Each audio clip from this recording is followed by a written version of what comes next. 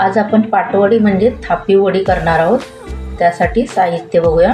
तर 1 वाटी मी डाळीचं पीठ घेतलेले, मिरची, लसूण, जिरं, ओवा आणि कोथिंबीर घेतलेली। तर आपण हे पहिलं मिक्सरमध्ये वाटून घेऊया। ओवा तुम्हाला घालायचा नसला तर घालू नका। आता हे आपण मिक्सरला वाटून घेऊया।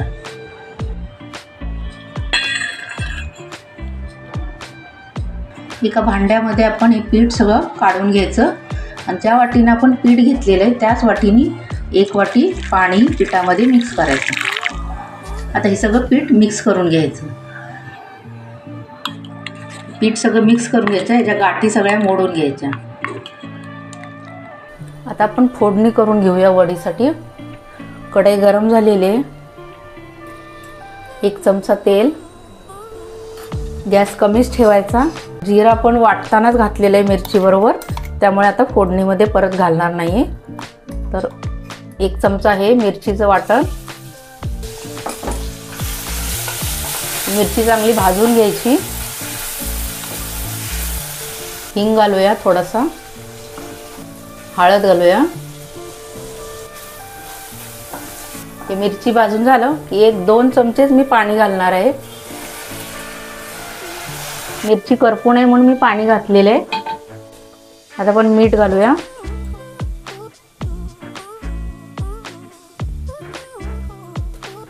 तर मीठ घातल्यानंतर मिरची आपण भाजून झालेले, आता हे आपण पीठ मिक्स केले, पीठ आणि पाणी ते आपण घालणार आहोत। 1 वाटी पीठ घेतले तुम्ही, 1 वाटीच पाणी घ्या।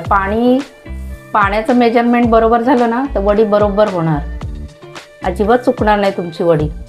आता हे आपण शिजवून घ्यायचं। ज्या गुठळ्या होऊन द्यायच्या नाहीत, गाठी होऊन द्यायच्या नाहीत, हलवत राहायचं। गाठी झाल्या तर मोडून घ्यायच्या। आपण पिठलं करतो ना तसंच करायचं। तर झाकण काढून बघूया।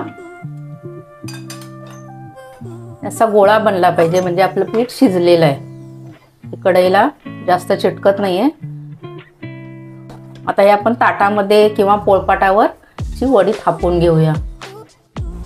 बघा मी पोळपाटावरच आता हे वडी थापून घेणार आहे। हे गरम गरमच वडी सगळी थापून घ्यायची, गार झाली की ही नीट वडी थापली गेली जाणार नाही।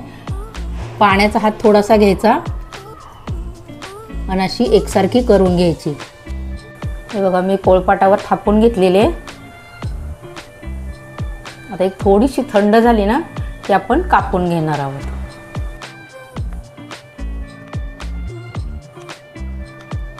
मी त्रिकोणी आकार दिलेला आहे। आता आपण त्याच्यावरून कोथिंबीर आणि ओलं खोबरं घालणार आहोत। सुकं खोबरं, तुम्हाला जे कोणतं खोबरं आवडत असेल, सुकं खोबरं, ओलं खोबरं, ते तुम्ही घालू शकता। हे बघा किती मस्त वडी झालेली आहे, खायलाही खूप छान लागते। तुम्ही घरी नक्की करून बघा।